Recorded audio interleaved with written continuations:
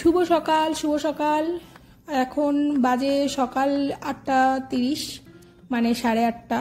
আমার একটা তরকারি, একটা ভাজা রান্না করে নিলাম, আর এখানটায় কিছুটা রান্না আলাদাভাবে টিফিন বক্সে ভরে নিলাম, আর ড্রাই ফ্রুট রেখে দিয়েছি ছেলের জন্য। আর ওই জয়দেবের একটু সমস্যা হচ্ছে, তাই ওর এখান থেকেই মোটামুটিভাবে আমি পাঠিয়ে দিই, ও বলে না তা সত্ত্বেও। আর এই কাজটা করে আমি এক্ষুনি বেরোবো। আমার একটু ও বাড়ি বা দক্ষিণ শ্রীরামপুর, পূর্ব বর্ধমান, ওটা নবদ্বীপ পড়ে যাচ্ছে, ওখানটা আমার কিছু কাজ আছে। দেখেছেন কেমন রাসের প্যান্ডেল বা সব কিছু শুরু হয়ে গেছে। আর এই জায়গাটায় আমি এসেছি, এই জায়গাটা আমার জায়গা। এখানে একটা নাকি কারেন্টের পোল বা পিলার কিছু একটা বসেছে, তাই এটা দেখতে এসেছি। আমি জানতাম না, আমার খবর দিল। যাই হোক, এটা আমার দাদু বাড়ির থেকে আমি উত্তরসূরি হিসেবে পেয়েছি। তো এই জমিটা ফাঁকা পড়ে আছে, এখন যা হয় ফাঁকা পড়ে থাকলে জঙ্গলের বাসা। তো এখান থেকে ঘুরে গেলাম, ঘুরে যেতেই এখানটা ঠাকুর দেখলাম। স্বাভাবিক, আর তো মাত্র 1 থেকে 2 দিন বাকি আছে। আর এই যে তারাপদ বিএড কলেজ, এই তারাপদ বিএড কলেজের পিছনেই আমার জমিটা আছে। আর এখান থেকে আমি হেঁটে যাব পঞ্চায়েতে। পঞ্চায়েতে আমার কিছু কাজ আছে, আর পঞ্চায়েত থেকে আমি যাব আবার ব্লকে, বিডিও অফিসে, সেখানটাও একটা কাজ আছে। আর এত ঘুরেছি আজকে, 3 থেকে 3.5 ঘন্টা, প্রায় 4 ঘন্টা পরে এই একটা কাগজের জন্য। এই কাগজটা আমাকে মানে ভীষণ সারাটা দিন চলে গেল এই একটা কাগজ নিয়ে। যাই হোক, এখন কাগজের তো দামটাই তাই, যদি খালি থাকে তখন একদম, আর ভর্তি হলে আরেক দাম। যাই হোক, এখানটা অরিন্দম আমাকে ভীষণ হেল্প করেছে। অরিন্দম হচ্ছে আমারই এক বন্ধু, ওর সদ্যজাত শিশু হয়েছে, তার জন্য সে আমাকে টিপ দিল। যাই হোক, মিষ্টি খেলাম অরিন্দমের সাথে, আর বললো যে আমার ছেলে হয়েছে, তোমাকে খেতেই হবে মিষ্টি। তো ঠিক আছে, আর এটা না করা যায় না, না করেছিলাম, পরে দেখলাম না করে লাভ নেই। হাঁটলাম, আর এই চলে এসেছে আমার ক্রাইম মাস্টার বা পার্টনার, যত কিছু। ওর নাম রাজু। দিলীপকে তো মোটামুটি আপনারা চেনেনি, আর আমার বৌদি এটা। আর এইবার এখান থেকে আমি আর ভাই চলে যাব। রাজুকে আমি ভাই বলে ডাকি, আমার ভাই হয়। ওর একটা ক্যাফে আছে, ক্যাফেতে যাব। ক্যাফেতে গেছিলাম ওখানে গিয়ে আমাদের যারা ফাউন্ডেশনের মেম্বাররা আছে, রিয়া, টগর, ক্যাফেটা খুব সুন্দর সাজিয়েছে। তো আমি একদিন হোম ট্যুর দেবো ক্যাফের, দারুণ সাজিয়েছে। আর রিয়া খুব ভালো একজন সেলাইয়ের দিদিমণি, বা ভীষণ ভালো। যাই হোক, আর এখানটায় ভাইয়ের আবার একটু গাছের শখ আছে, তাই গাছগুলো বের করলে আমরা আবার ওই নিয়ে দেখছিলাম। আমায় বললো যাবি ঠাকুর দেখতে, এখন রাস শুরু হয়নি, তাতে কি। তো যাই হোক, আমরা একসাথে থাকলে, রিয়া, টগর, এদিকে ভাই, আমি একসাথে থাকলে যা হয়, আমাদের গল্প হয় না, হাসাহাসি হয়। আদৌ কোনো গল্পের কোনো টপিক থাকে না, অথচ হাসাহাসি ভীষণ পরিমাণে হয়। আর ওই সেই অরিন্দম আবার চলে এসছে ভাইয়ের ক্যাফেতে, ওখানটা একটুখানি আড্ডা মারলাম, ওর কাজ হয়ে গেছে।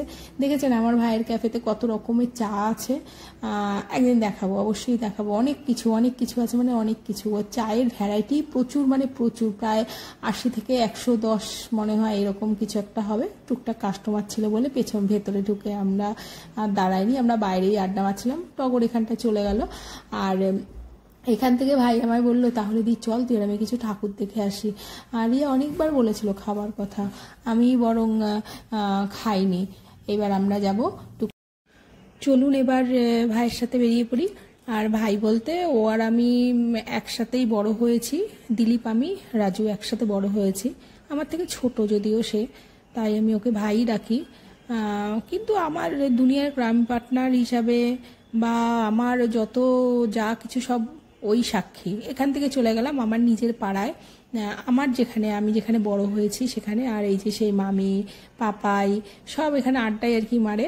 আর এই জায়গাটায় না আমাদের একটা পুজো হয়, রক্ষাকালী মা, আর এখানটাও ঠিক ঠাকুর সেজে উঠেছে। রাজু আবার ওখান থেকে নিমকি কিনেছিল, আর বৌদি তো এখানে ভীষণ হাসাহাসি করেছে এই নিমকি নিয়ে। বৌদি আবার ওর একটা চশমাটা পরে নিল, পরে সে আবার যা হয়, বৌদি একজন থাকলে পরে একটু তো ভালো হয়। যাই হোক, আমরা বেরিয়ে পড়েছি ঠাকুর দেখতে। ঠাকুর এখনো পুরোপুরিভাবে তৈরি হয়নি, বা শেষ মুহূর্ত চলছে, কিন্তু এখানে নাকি 2-3টে ঠাকুর নাকি খুব সুন্দরভাবে তৈরি হয়ে গেছে।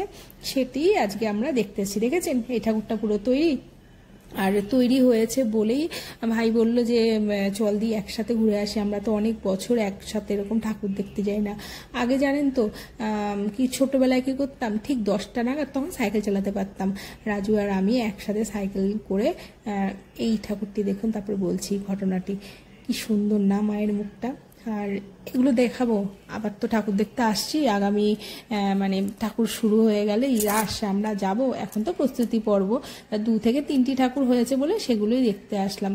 আর রাজু আবার বললো যদি খিদে পেয়েছে চল, তো আমরা আবার একটুখানি চেষ্টা করলাম খাওয়া দাওয়ার, হালকা কিছুই খেয়েছি। তো যাই হোক, খাওয়া দাওয়া বন্ধ নেই। আগে ছোটবেলায় কি করতাম, ঠিক 10টা 11টা নাগাদ বা খেয়ে দিয়ে তখন ভাত খেতাম, যেহেতু সকালবেলা ভাত খেয়ে আমি আর ভাই সাইকেলে করে তারপরে, এটা হচ্ছে হকার্স কর্নার, এই ঠাকুরটা তুলতে পারলাম না, পুরো তৈরিও হয়নি। যাই হোক, আমরা খেয়ে দিয়ে তারপরে আমরা ঠাকুর দেখতে বেরোতাম। ও আর আমি এত চড়ে চড়ে চড়ে চড়ে বেড়াতাম, সে একাকার অবস্থা, সেই দিনগুলো কোথায় গেল আজ। যাই হোক, আমার এই ভিডিওগুলো করার কারণ কিন্তু আমি স্মৃতিটাকে ধরে রাখতে চাইছি, যে আমার এই স্মৃতিগুলো থাকুক, হ্যাঁ আমরা এগুলো করেছি, আমি এবার থেকে এটাই আমার মূল উদ্দেশ্য। আর কিছু কিছু ঠাকুর তো তৈরি হয়েই গেছে, এগুলো আমি চেষ্টা করছি 2-1 দিনের মধ্যে আবার সব সুন্দর করে দেওয়ার। আর এই ঠাকুরটির নাকি এই মাটিরই শাড়ি বানানো হয়েছে, শাড়ির যে মজুরিটাই নাকি প্রায় 25 থেকে 30 হাজার টাকার মতো নিয়েছে। এখন আমি কিন্তু সঠিকটা জানি না, এটা শুনলাম। আর এই ঠাকুরের শাড়িটির জন্যই নাকি এত কিছু। আর সব থেকে আমাদের নবদ্বীপ শহরে যত ঠাকুর আছে সব থেকে নাকি এই ঠাকুরের শাড়িটি সুন্দর। আর সত্যি বলতে নবদ্বীপ শহরে প্যান্ডেল বলতে হয় না বলবো না, আগেও হতো এখন হয়, তবে আমাদের নবদ্বীপ শহরে না প্যান্ডেলটা ভালো লাগে না। এই প্রাণের শহরে ঠাকুর হবে অনেক বড় বড়, ঘাটটা একদম ঘুরে পেছনের দিকে এলিয়ে দেবো, পুরো ঠাকুরটা দেখবো, ঘাটটা ব্যথা হয়ে যাবে। এটা হচ্ছে আমাদের নবদ্বীপ শহরের ঠাকুর। যাই হোক, ওখান থেকে আমরা চলে এলাম। আর এদিকে গেট পড়েছিল, তা ভাই আবার বললো চল, এবার মামার আবার একটু অপারেশন হয়েছে, তাই মামাকে একটু দেখতে যাবো। আর দেখেছেন কত সুন্দর আমাদের শহরটি সেজে উঠেছে পরন্ত বিকেল। আর সাজুগুজুর জন্য আমাদের শহর খুব সুন্দরভাবে এগিয়ে আসছে, কারণ আর মাত্র 2 থেকে 1টা দিন বাকি, নিয়ে তো আসবেই, আপনাদের দেখতে থাকুন। কিছু প্যান্ডেল দেখতে দেখতে তো বাড়িতে চলে আসলাম, এসে আবার সেই প্রতিদিনের কাজ। এসে দেখছি মোটামুটি সবই রয়ে গেছে, পুরো খাওয়ার ক্ষমতা হয়ে ওঠেনি। কাঁচকলা দিয়ে আলু দিয়ে একটা তরকারি করেছিলাম, ভাত আর শিম আলু ভাজা করেছিলাম। আর এখন এগুলোকে সুন্দর করে একটু গরমও করব, আর রাতে রুটি করব, আর একটু আলু ভাজা করব। আর এইদিকে রুটি আলু ভাজা, আর ও যেহেতু রাতে ভাত খায় সেহেতু সেগুলো করলাম। আর এবার ওদেরকে খেতে দিলাম, দিয়ে এইবার আমরাও রাতের জন্য তৈরি হই। প্রচুর এখনও টুকটাক কাজ বাকি আছে। যাই হোক, ভিডিওটি কেমন লাগলো জানাবেন, যদি ভালো লাগে একটি লাইক করবেন এবং সাবস্ক্রাইব করবেন। আর সবাই ভালো থাকবেন, সুস্থ থাকবেন, সাবধানে থাকবেন। আর অবশ্যই নবদ্বীপে কিন্তু বড় বড় ঠাকুর দেখার জন্য রাশে আসবেনই আসবেন।